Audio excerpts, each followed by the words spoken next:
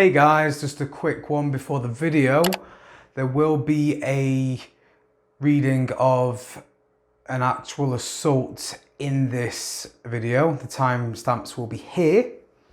If you'd like to skip through that, you can watch until it starts and then skip to the next part. They'll also be in the description below. Thank you. Enjoy the video. I want to talk about our culture and a few of the aspects of it that sicken me.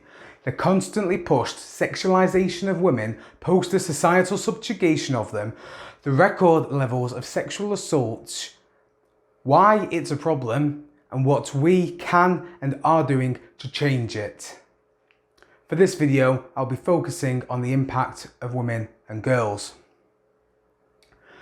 The Subjugation of Women is a book written in 1869 by John Stuart Mills, and in the interest of keeping this current and topical, I'll be using modern examples of why the name of this book is important.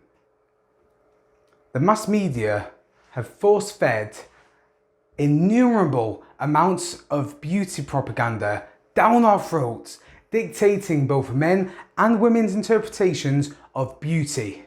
This is nothing new, and I'll link Bay Area's digital arts video covering the topic in more detail. The idea of beauty that I've seen through my life being pushed on children, leading to those children becoming obsessed by it and continuing into adulthood. I've seen women make themselves ill and even die as a result of a fiction society has passively accepted. The magazines, the TV shows, the social media, back from MySpace, Facebook, Instagram, TikTok. With each evolution, I feel the propaganda pushing like a drum, beating faster and faster like a tumour that's growing and feeding on every cell it can consume.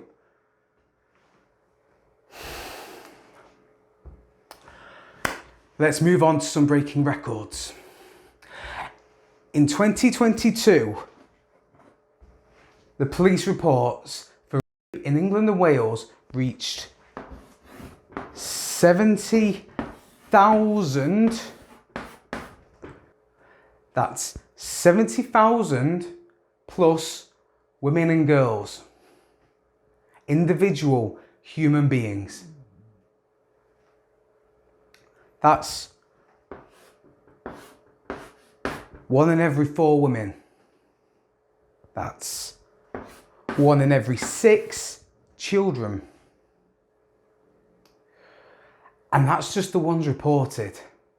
On top of that, every single woman that I've known as a friend has told me that they have been sexually assaulted. And 98% of those assaults are committed by men.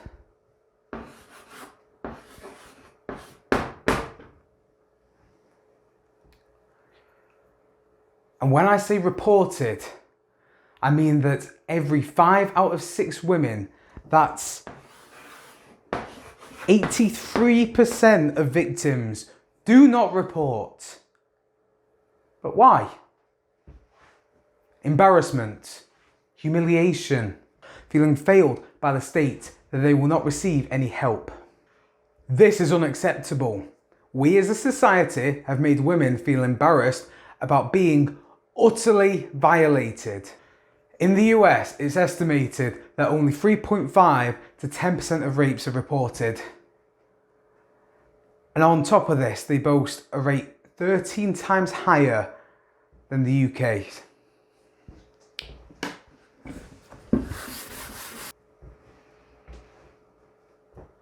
Let's break this down further. 6.5 million women.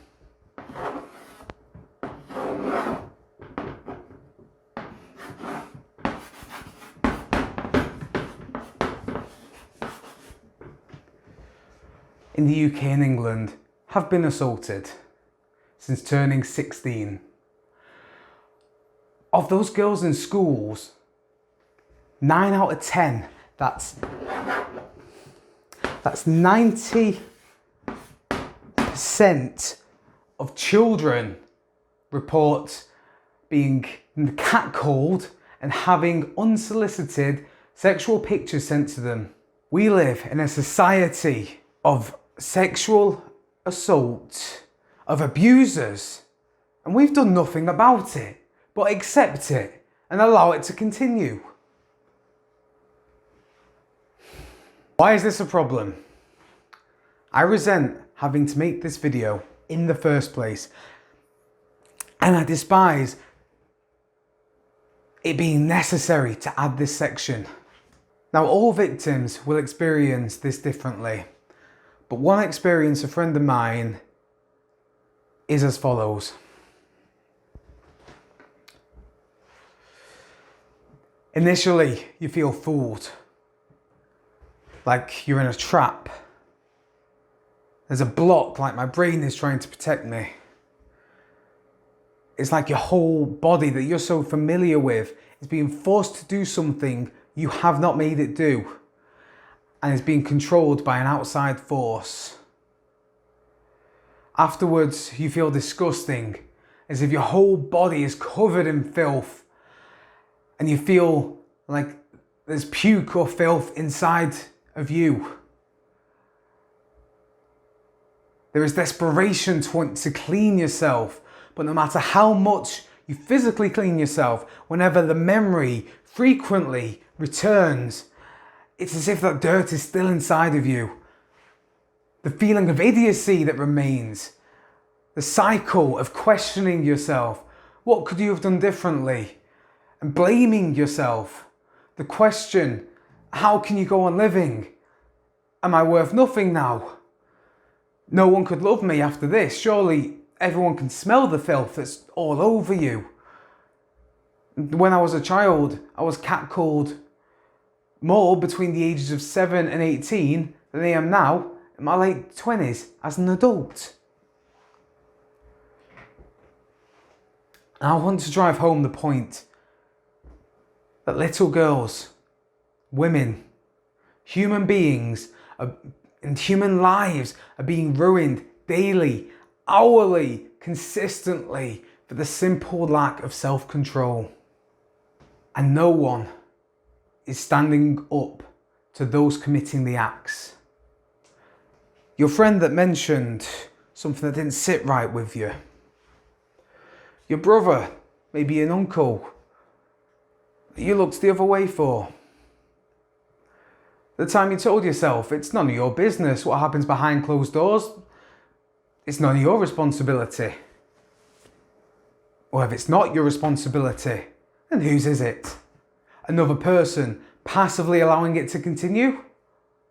By choosing to do nothing, you are stating that this behaviour is okay. Rape victims are 13 times more likely to self-harm or attempt suicide. In the UK, 52.7% of women aged 17 to 19 have self-harmed and attempted suicide. I have no doubt in my mind that the earlier statistics have a huge impact on that. Trans women are over 4 times more likely to experience violence against them, including rape. Now, what are we doing about this?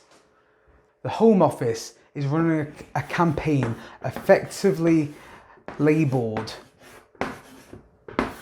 Enough, which offers advice on what you as an individual can do when facing or witnessing abuse. Moreover, it has a page dedicated to helping someone who is worried about their own behaviour. Relating to that, I want to stress that 1/3 of abusers, of male abusers, suffered abuse in childhood, which I will cover in another video. What are we doing to change it? What are we doing to change this culture? Take responsibility and do something about it.